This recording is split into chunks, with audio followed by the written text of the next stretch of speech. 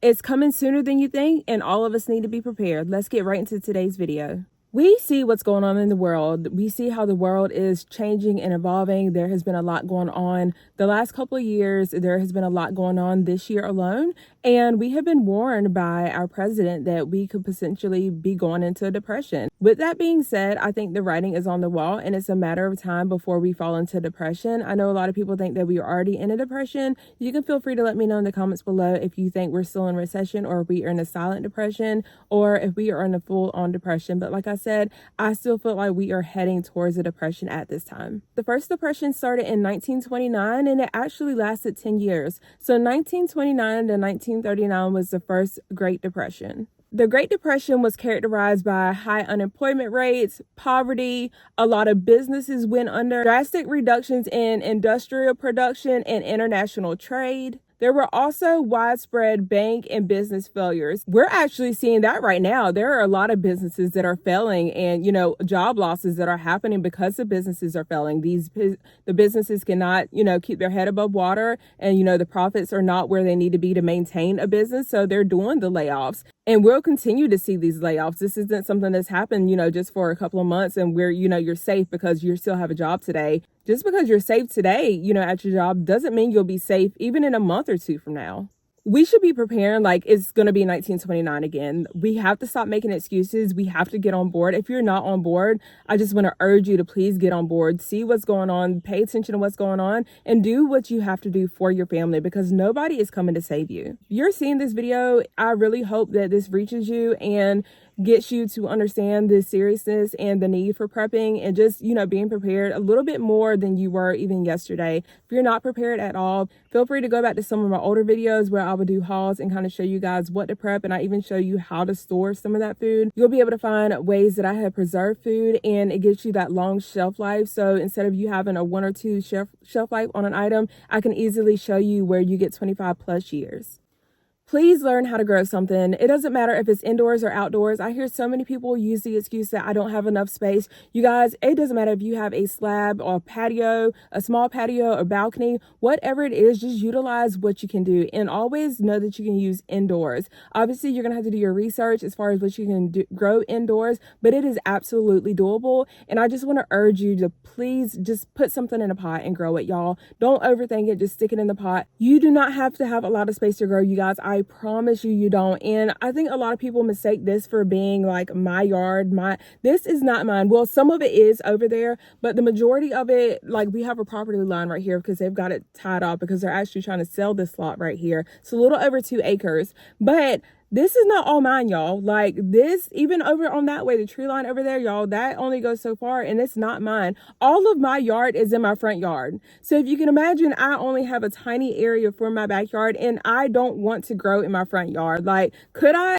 Absolutely. Probably. Would that be the wisest? Probably not. Put it like this. It was hard trying to find placement for my chicken run and chicken coop. So if that gives you any idea of like, what kind of space I'm dealing with. Yes. I'm saying all this to say, please do not let space deter you from trying to grow something. Like, just please don't. If you find yourself hesitating or finding excuses or just saying there's not a need to prep, this may hurt to hear, but again, I'm going to keep on saying there is nobody coming to save you. You cannot depend on anyone but yourself. There is not going to be a government that's going to come and bail you out. There's not going to be this one organization that comes to bail you out. So you have to become more self-sufficient and do whatever it is that you need to do that was within your power to be able to provide for your family, whatever that looks like to you. There are so many reasons to prep, but I'm just going to go over a few for you just to kind of open your eyes, because I think a lot of people, when they hear prepping and preparedness, it's automatically like thrown into a doomsday prepper. Like, you got on the mask, you are, prepping for the apocalypse, the world to fall apart,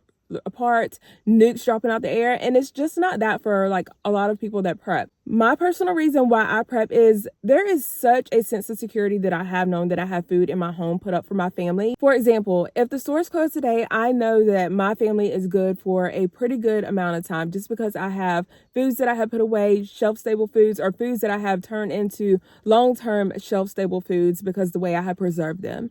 Any kind of health scares. So you never know what can happen. Like, things happen unexpectedly all the time. Like, people are okay today and maybe not okay tomorrow. So health scares or health issues are another reason. Like, we're not getting any younger, we are getting older, and with that could possibly come health issues. So we also have to take that into account. Another reason, the food supply and the food chain has been disrupted, many times. And also right now, what we're facing are unprecedented times as well, because we have farmers, and I'm sure you've seen what has gone on with the farmers in Arkansas and things like that. But I'm saying that to say there have been people that have been, deported from the country. A lot of these people were working in the fields, picking crops and things like that to get those to our stores and in turn get those into our home. But when you have people that are being deported, that's going to leave less workers. So you have a lot of food that are in these fields that the food is going bad because it's not being picked in time.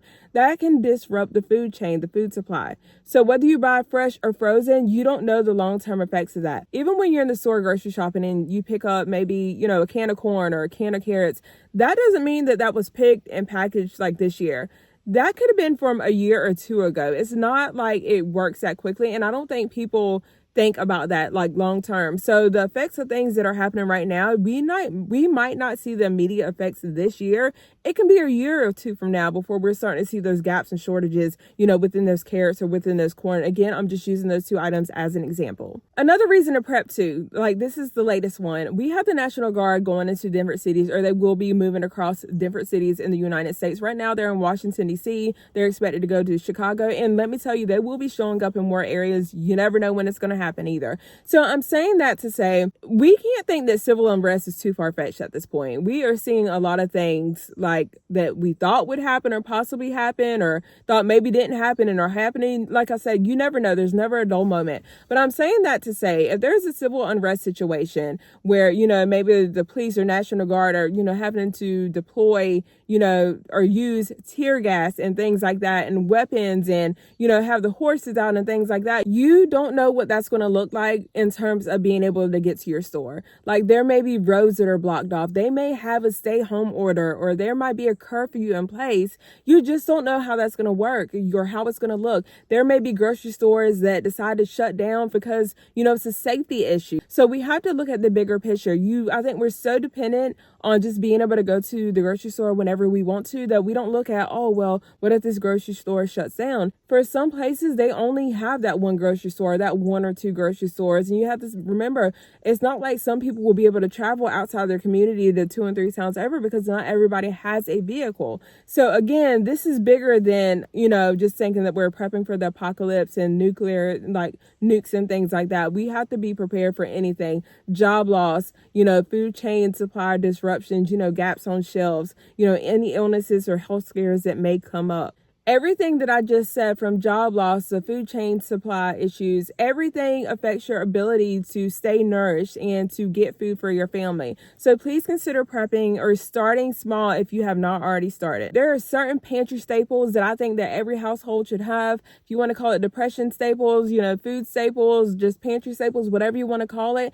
And I'm going to give you a few of those today to start with. Just a little food for thought, check into the prices, see however you want to do it. Like maybe one week you just focus on flour. The next week you focus on your sugar stockpile, but rice, beans, flour, sugar, coffee. I'm going to go ahead and wrap this video up, you guys. Thanks so much for taking the time to watch. Take care, stay safe, and I will see you guys in the next video.